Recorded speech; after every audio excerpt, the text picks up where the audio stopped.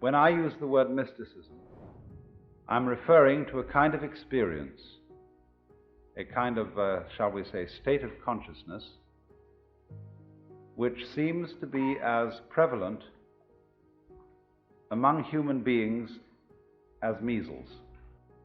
It's something that simply happens, and we don't know why it happens, and although there are all sorts of techniques which claim to be able to promote it, and which are more or less successful in doing so, and sometimes rather less than more, nevertheless there is this peculiar thing that happens to people, and it's been recorded as far back in time as we have any recording at all. And that is coming over people the peculiarly convincing sensation that their ordinary sense of individuality, of personal identity, is transcended. And the individual suddenly feels an experience that actually it could be described from a number of quite different points of view.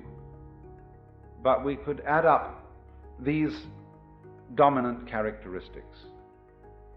That instead of the ordinary feeling that I as an individual confront a world that is foreign to me, that is not me, in this kind of experience I find myself to be of one and the same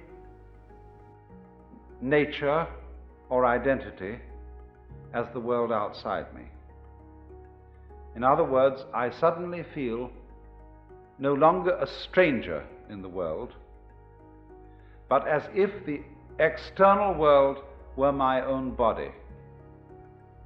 The next aspect of the feeling is even more difficult to assimilate to our ordinary practical intelligence, but a very overwhelming feeling that everything that happens, everything I have ever done, everything anybody else has ever done, was part of our harmonious design. That there is no error at all. And that's the sort of thing I'm referring to. Now, you see, I'm not talking about a philosophy. I'm not talking about a rationalization, some sort of theory that somebody cooked up in order to explain the world and make it seem a tolerable place to live in. I'm talking about a rather whimsical, unpredictable experience that suddenly hits people. And it includes this element of feeling the total harmoniousness of everything. Now, I realize that those words can carry with them a sort of sentimental feeling, a sort of Pollyanna feeling. There are various religions in our society today which try to inculcate in you the belief that everything is a harmonious unity. You know, things like Christian Science or the Unity movement and so on. They want to make a kind of propaganda for one to believe, and through believing to feel that everything is harmonious.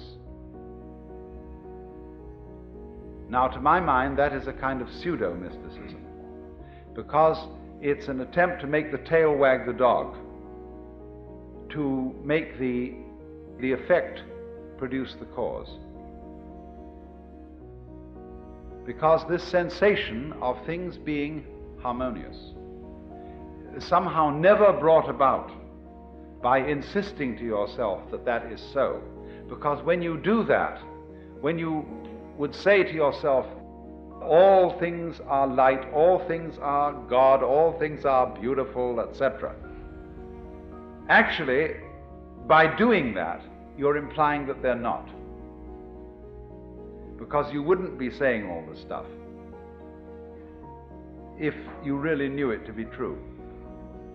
So the sensation of a kind of universal harmony cannot come to us when it is sought, when we look for it as something to be an escape from the way we actually feel or to compensate for the way we actually feel. It's a thing that comes out of the blue. And when it comes out of the blue, just like hiccups come out of the blue, or something like that, it's overwhelmingly convincing. And it stands as the foundation for most of mankind's profound philosophical, mystical, metaphysical, and religious ideas. Someone, in other words, to whom this sort of thing has happened. And as I said before, it strikes us as measles may strike us. Someone to whom this sort of thing has happened can't restrain himself when it has happened, and he has to get up and tell everybody about it. And alas, he becomes the founder of a religion. Because people say, look at that man, how happy he is.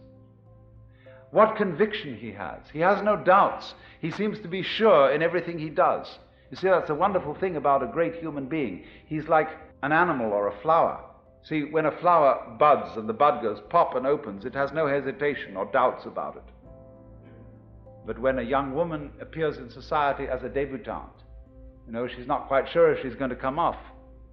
And she appears on the stage of society with some doubts in her mind.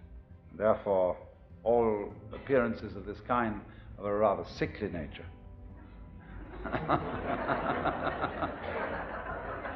But when the bird sings or the chicken's egg breaks, there's no doubt about it at all. And so in the same way, when somebody has an experience of this kind, he just has to tell everybody about it. Because you see, he sees everybody around him looking dreadfully serious, looking as if they had a problem, looking as if the act of living were extremely difficult.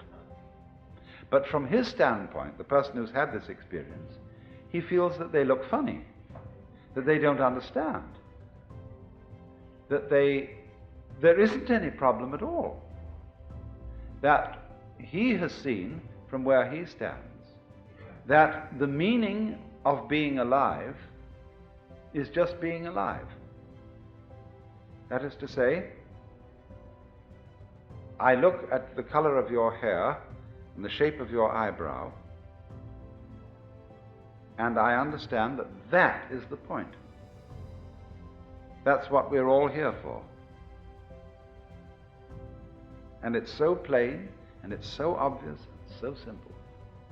And yet here is everybody rushing around in a great panic, as if it were necessary for them to achieve something beyond all that. And the funny thing is, they're not quite sure what it is. But they are devilishly intent upon it, after that thing.